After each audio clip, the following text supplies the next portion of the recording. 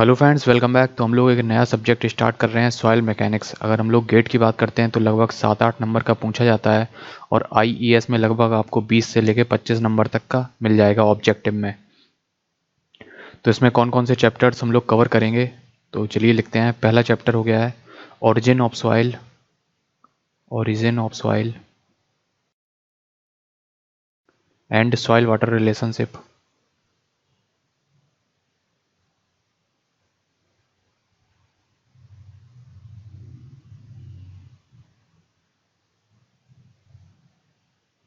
Second chapter हो गया है classification of soil.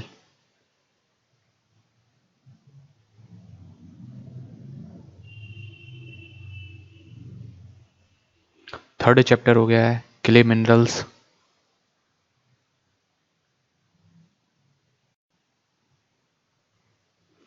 Fourth chapter हो गया है कॉम्पैक्शन। फिफ्थ चैप्टर है effective stress and seepage theory. Effective stress and seepage theory.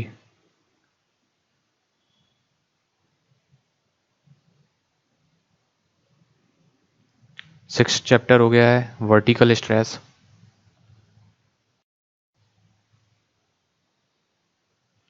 Seventh chapter हो गया है कंसोलिडेशन।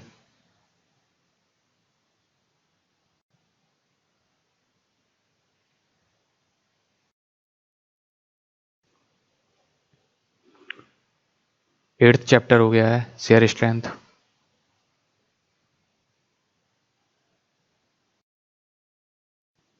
नाइन्थ चैप्टर हो गया है अर्थ प्रेशर।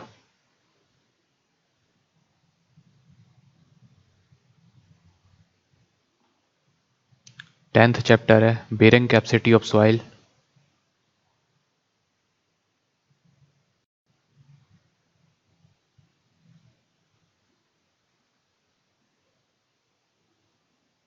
11वां चैप्टर है पाइल फाउंडेशन।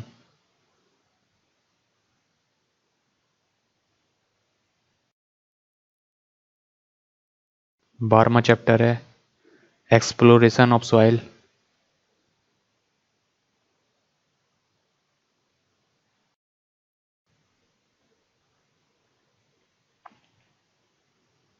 13वां चैप्टर है एक्सपेंसिव सॉइल।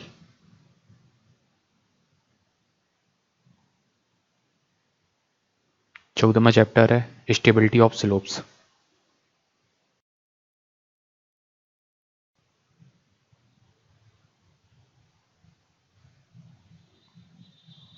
देखिए, गेट के लिए जो इम्पोर्टेंट चैप्टर हैं वो हो गया है effective stress and seepage theory, consolidation, shear strength, earth pressure, bearing capacity और पाइल फाउंडेशन। ये गेट के लिए इम्पोर्टेंट चैप्टर हैं और आईईएस के लिए सारे ही चैप्टर इम्पोर्टेंट हैं। सभी चैप्टरों से क्वेश्चन पूछे जाते हैं। तो पहले चैप्टर से हम लोग स्टार्ट करते हैं, origin of soil and soil water relationship. तो हेडिंग डालिए पहले चैप्टर की, origin of soil and soil water relationship.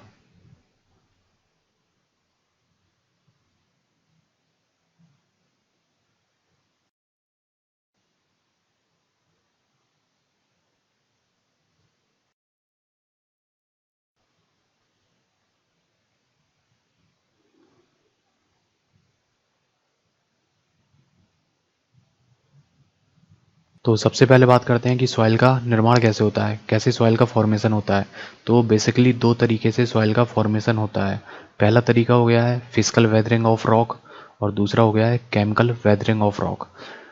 Physical weathering of rock में क्या होता है, इस रॉक पे कुछ फिजिकल फोर्सेस काम करते हैं। फिजिकल फोर्सेस कौन हो गए हैं, जैसे वाटर हो गया, विंड हो गई। अगर इसके ऊपर मान लो वाटर फ्लो हो रहा है तो वो अपने साथ इस रॉक्स के पार्टिकल को इरोड करके ले जाएगा और सॉइल का फॉर्मेशन होगा।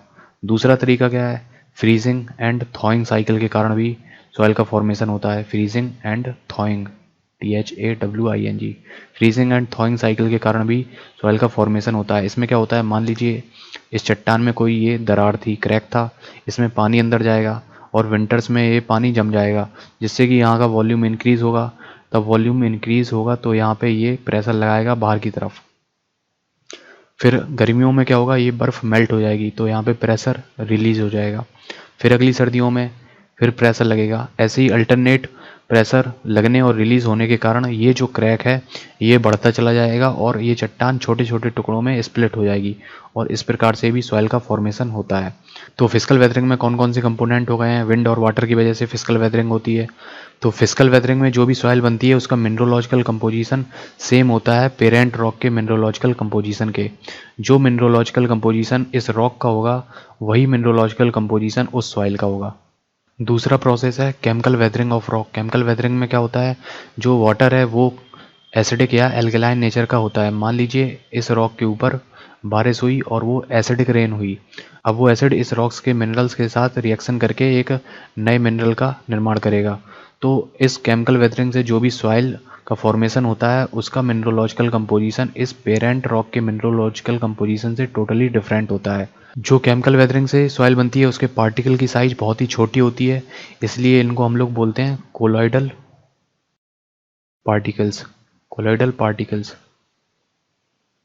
इनकी साइज रहती है लेस देन 2 माइक्रोन मीटर, यानी 2 इंटू 10⁻⁻6 मीटर। तो कोलॉइडल पार्टिकल्स वो होते हैं जो हमेशा सस्पेंडेड स्टेट में रहते हैं, यानी अगर पानी में कोलॉइडल पार्टिकल्स हैं, अगर इसमें थोड़ा सा भी टर्बुलेंस हो जाएगा तो जो कोलॉइडल पार्टिकल्स हैं वो सस्पेंशन में आ जाएंगे, ये सेटल नहीं होते हैं। इनका सेटलमेंट कब होता है, जब हम लोग यहाँ पे कोगुलेशन कराएंगे तो एक बड़े मास का फॉर्मेशन होगा, तब ये जाके सेटल होंगे। केमिकल वेदरिंग से जो सॉइल बनती है वो क्ले कहलाती है। एक तीसरी सॉइल और होती है जिसको हम लोग ऑर्गेनिक सॉइल बोलते हैं, और इस सॉइल का निर्माण वेजिटेटिव मैटर के डिकम्पोजिशन के कारण होता है। जो भी मार्सी एरियाज होते हैं, दलदली भूमि होती है, वहाँ पे वेजिटेटिव मैटर होता है और over a period of time वो वेजिटेटिव मैटर वहीं पे डिकम्पोज हो जाता है और जो है ऑर्गेनिक सॉइल का निर्माण होता है। ये जो ऑर्गेनिक सॉइल होती है वो हाईली कंप्रेसिबल होती है। अगर इस पर हम लोग ऑर्गेनिक सॉइल पे लोड लगाएंगे तो वहाँ पे बहुत ज़्यादा मात्रा में सेटलमेंट हो जाएगा। जो फिजिकल वेदरिंग और केमिकल वेदरिंग से सॉइल बनती है वो इनऑर्गेनिक सॉइल कहलाती है। इनऑर्गेनिक सॉइल कहलाती है। क्ले भी एक इनऑर्गेनिक सॉइल है और जो वेजिटेटिव डिकम्पोजिशन के कारण बनती है वो ऑर्गेनिक सॉइल कहलाती है। तो अब हम लोग इसकी थ्योरी लिखेंगे। Formation of soil takes place due to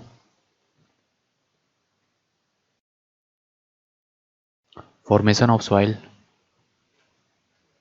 takes place due to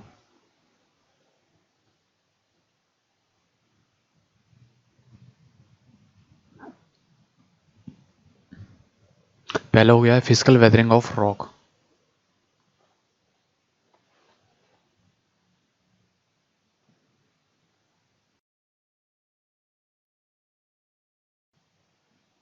दूसरा हो गया है chemical weathering of rock. Chemical weathering of rock. Third हो गया है decomposition of vegetative matter. Decomposition of vegetative matter.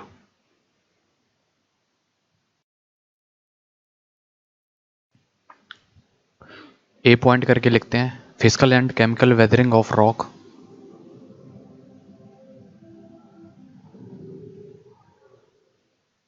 Physical and chemical weathering of rock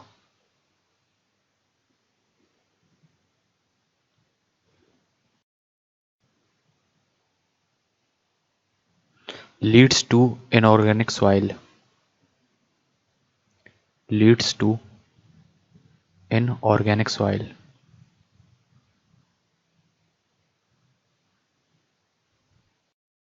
and vegetative decomposition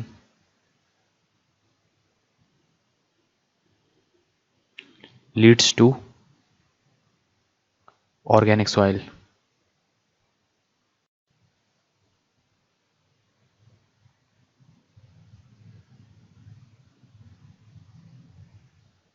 In the physical process of weathering,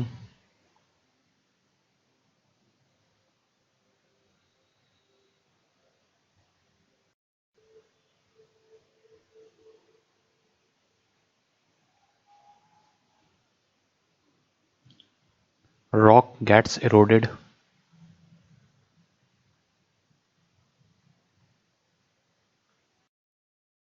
due to the action of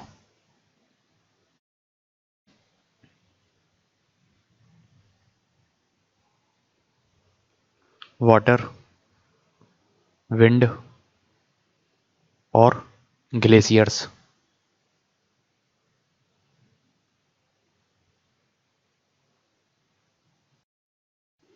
Physical weathering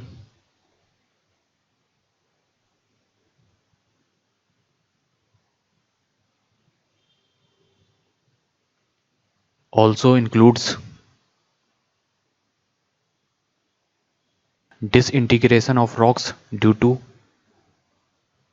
disintegration of rocks due to alternate freezing and thawing. Freezing and thawing.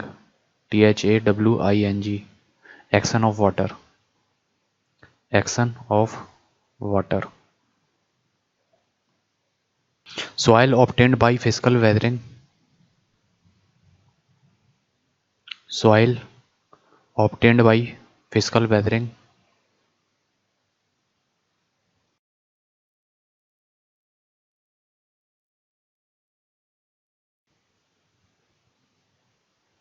have single grained structure. Have single grained structure. इसको underline कीजिए, single grand structure. तो इसका मतलब क्या है, जो भी physical weathering से सॉइल बनेगी उनके पार्टिकल्स के बीच कोई भी बॉन्डिंग नहीं होगी, कोई भी केमिकल फोर्स नहीं होगा। That is there is no bonding between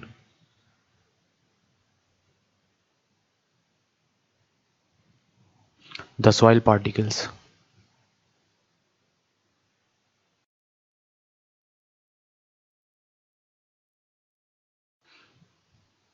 and particles retain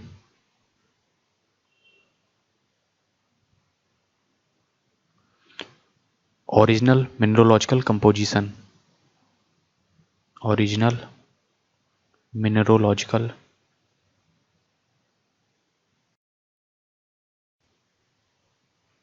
composition.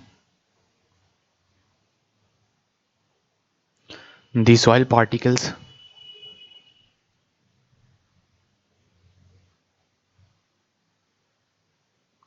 obtained are called bulky particles.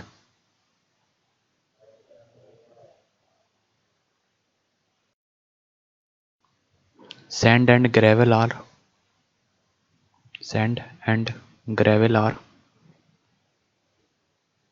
examples of soil obtained by physical weathering. Physical weathering.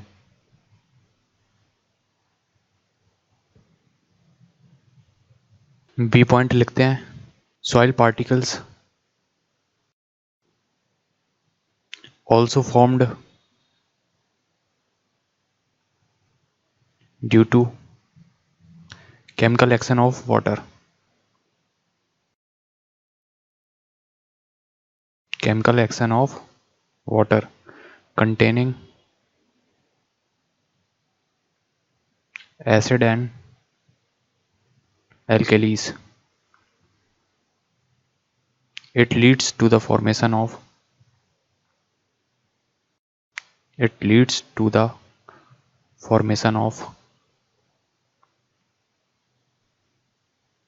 particles of colloidal size. Particles of colloidal size.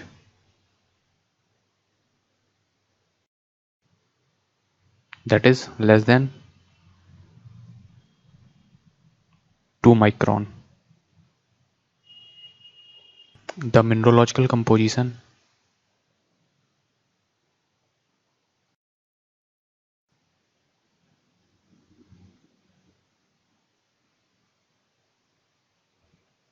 of the soil particles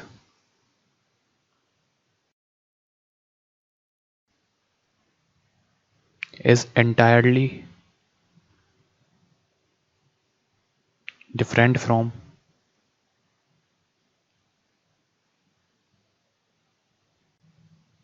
that of parent rock, that of parent rock, and particles formed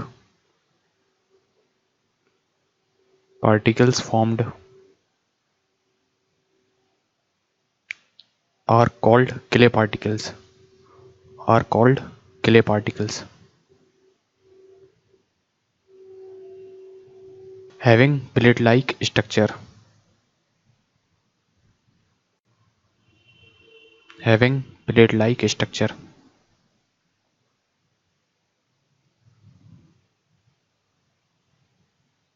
having large surface area,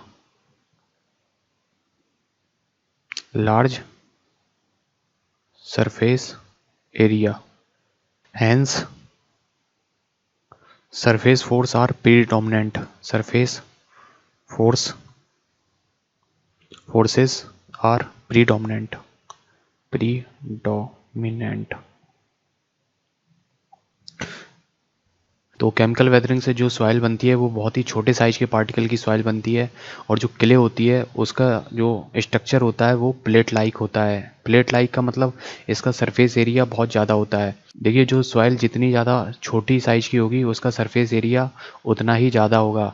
अगर आप इतने सारे particles को मिला के एक particle बना देते हैं तो इसका सरफेस एरिया कम होगा इन पार्टिकल्स के कंपेयर में।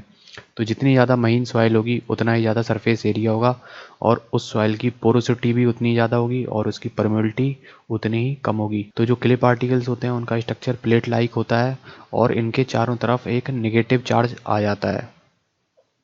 तो ये नेगेटिव चार्ज आ गया, और इसमें होता क्या है, जो वाटर है उसका स्ट्रक्चर कुछ इस तरीके से होता है, H2O होता है।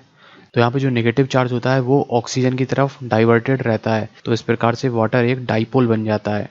वाटर एक डाइपोल की तरह बिहेव करने लगता है, प्लस और माइनस। तो इस क्ले पार्टिकल के चारों तरफ बहुत अधिक मात्रा में जो है वाटर आके इकट्ठा हो जाता है। इसलिए जो क्ले सॉइल होती है उसकी जो इंजीनियरिंग प्रॉपर्टी है वो अलग अलग वाटर कंटेंट पे अलग अलग होती है। इसलिए क्ले का हम लोग यूज़ वहाँ पे नहीं करते हैं जहाँ पे हम लोग लोड बियरिंग स्ट्रक्चर बना रहे हैं, जैसे फाउंडेशन बना रहे हैं। अगर उसके नीचे क्ले है तो वहाँ से हम लोग क्ले को निकाल देंगे और उसकी जगह हम लोग सैंड या फिर ग्रेवल फिल करेंगे। क्योंकि जो क्ले होगी अगर वहाँ पे पानी आया तो इस क्ले में एक मिनरल पाया जाता है जिसको हम लोग बोलते हैं मोंट मोरिलोनाइट, जिसकी वजह से हाई स्वेलिंग एंड श्रिंकेज होता है क्ले में। इसलिए क्ले को हम लोग जहाँ पे स्ट्रक्चर बनाते हैं वहाँ पे यूज़ नहीं करते हैं। क्ले के जो पार्टिकल्स होते हैं उनकी साइज़ बहुत कम होती है, इसलिए इसको हम लोग यूज़ कर सकते हैं। अगर हम लोगों ने एक अर्दन डैम बनाया तो उसके बीच में यहाँ पे हम लोग क्ले को फिल कर देते हैं, किले की कोर बना देते हैं। किले की यहाँ पे परमिलिटी बहुत कम होती है जिसके कारण यहाँ पे जो है सीपेज नहीं हो पाता है। तो अर्दन डैम में हम लोग यहाँ पे यूज़ करते हैं किले का, लेकिन जहाँ पे लोड बियरिंग स्ट्रक्चर बना रहे हैं, जहाँ पे लोड आ रहा है वहाँ पे किले का यूज़ हम लोग नहीं करते हैं। तो हम लोग लिख रहे थे सरफेस फोर्सेज आर प्रीडोमिनेंट। आगे लिखते हैं clay particles, clay particles can attach with itself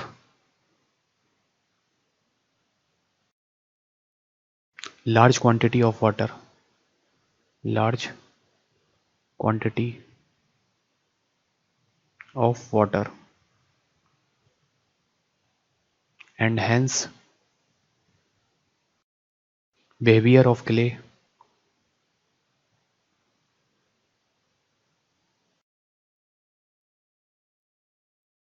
changes significantly, changes significantly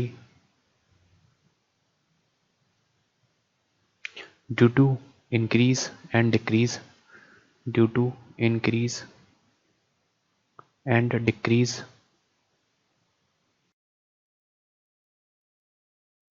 of water content.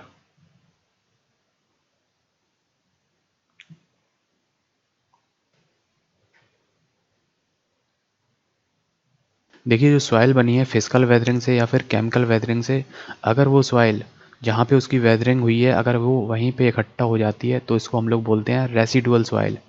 अगर ये ट्रांसपोर्ट हो जाती है बाई द डिफरेंट एजेंसीज जैसे विंड या वाटर के द्वारा तो इसको बोला जाता है ट्रांसपोर्टेड सॉइल। देखिए अगर ये सॉइल वाटर के द्वारा ट्रांसपोर्ट हो रही है तो होता क्या है, जैसे आप लोग हरिद्वार जैसे रीजन में देखते होंगे वहाँ पे बड़े बड़े आपको पत्थर देखने को मिलेंगे, और अगर आप आगे बढ़ते जाएंगे तो उससे छोटे पत्थर, और आगे बढ़ते जाएंगे तो उससे और छोटे पत्थर, और जैसे ही आप समुद्र के किनारे पहुँचेंगे तो वहाँ पे आपको कोलॉइडल साइज के पार्टिकल की सॉइल मिलेगी। कोलॉइडल साइज के पार्टिकल्स होते हैं वो हमेशा सस्पेंशन में रहते हैं, लेकिन आगे आप लोग पढ़ेंगे समुद्र के पास जाने पे क्या होता है, वहाँ पे समुद्र का जो पानी होता है उसमें साल्ट्स बहुत पाए जाते हैं। तो यहाँ पे एक प्रोसेस होता है कोगुलेशन। तो कोगुलेशन के कारण ये जो कोलॉइडल पार्टिकल्स हैं वो इकट्ठा हो जाते हैं और एक सेट लेवल मास बना लेते हैं और वहाँ पे जाके ये सेटल हो जाते हैं। तो यहाँ पे फिर डेल्टा का निर्माण हो जाता है। डेल्टा आपने नाम सुना होगा सुंदरवन का डेल्टा, तो सुंदरवन के डेल्टा में क्ले सॉइल बहुत अधिक मात्रा में मिलेगी आप लोगों को। कभी कभी क्या होता है अगर पानी का फ्लो बहुत ज़्यादा है तो जो बड़े साइज के पार्टिकल हैं वो आगे तक चले जाएंगे, यहाँ तक आ गए, और ये वाले पार्टिकल थोड़े बड़े वाले यहाँ पे आ जाएंगे। तो इस प्रकार अलग अलग लेयर्स का फॉर्मेशन अलग अलग साल होता रहता है। तो इस प्रकार सॉइल के बैंड्स बनते रहते हैं।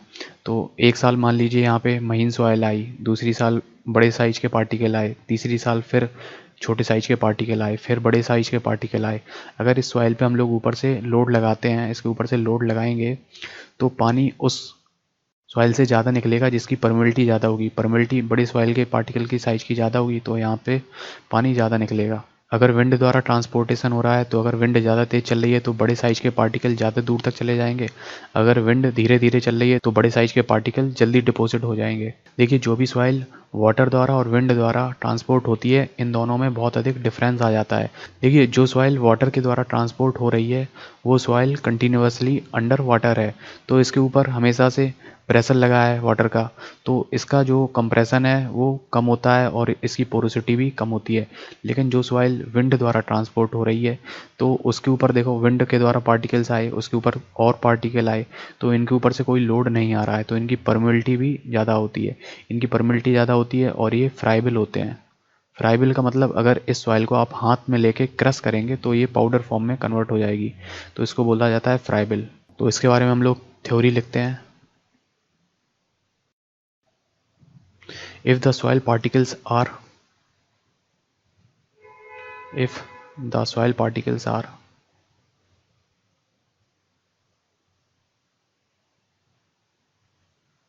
still located at location still located at location where it formed where it formed then the soil is called then the soil is called residual soil residual soil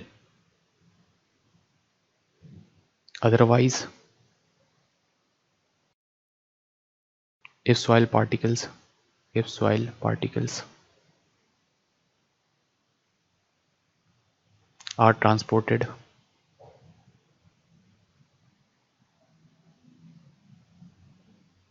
from the place of its origin from the place of its origin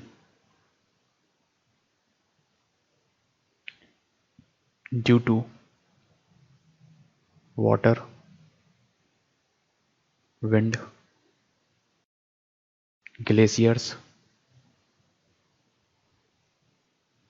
or gravity.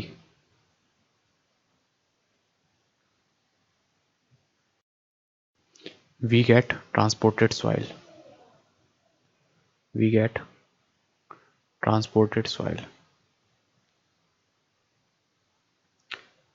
देखिए जो residual soil है उसकी engineering property generally transported soil से better होती है। Residual soil in general have better engineering property,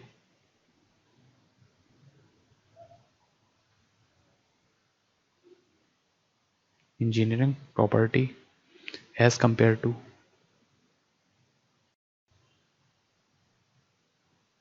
transported soil.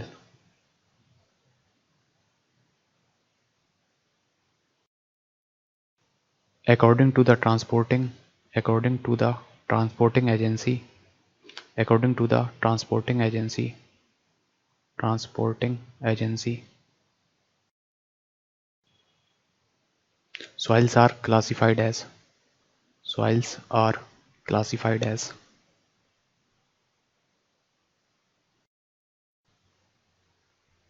ये transporting agency के आधार पर सॉइल को हम लोग निम्नलिखित भागों में डिवाइड कर सकते हैं। पहली हो गई है alluvial soil, alluvial soil.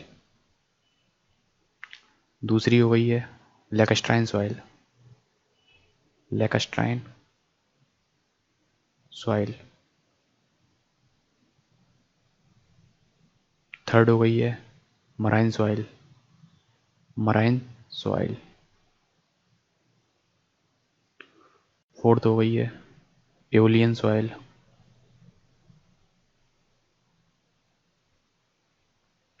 Fifth हो गई है glacial soil.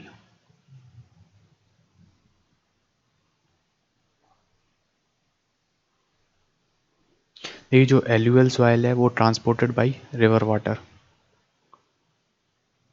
Transported bye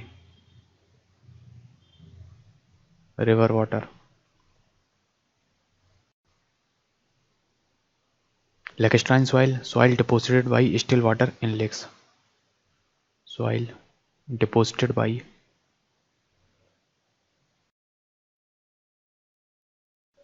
still water in lakes. Marine soil, soil transported by sea water is called marine soil, soil transported by sea water, by sea water is called marine soil. Aeolian soil, इसको हम लोग sand dunes भी बोलते हैं, sand dunes, रेत के टीले।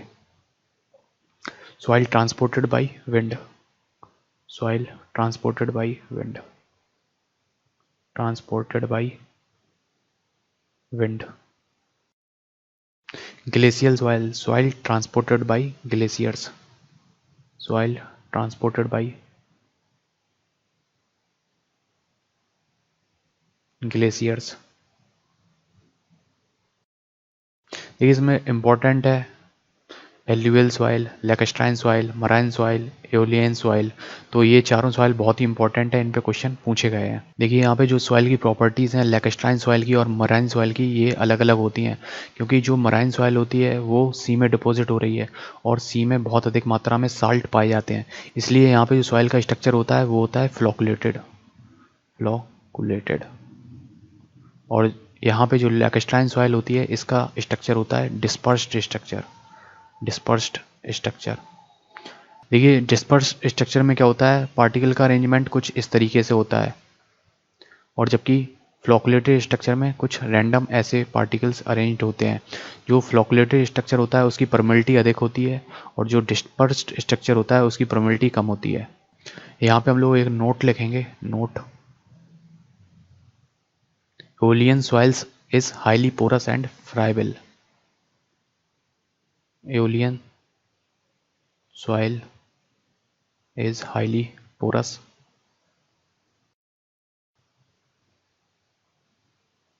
and friable.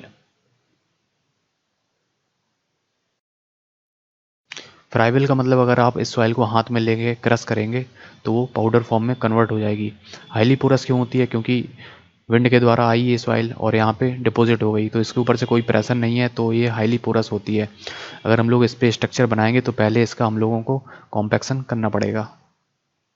Alluvial soils are rounded, alluvial soils are rounded. देखिए जो एल्यूवियल सॉइल होती है उसके जो पार्टिकल्स होते हैं वो राउंडेड होते हैं, क्योंकि इसमें जो पानी के एक्शन के कारण यहाँ के जो कॉर्नर्स हैं वो ख़त्म हो जाते हैं और ये सॉइल राउंडेड हो जाती है।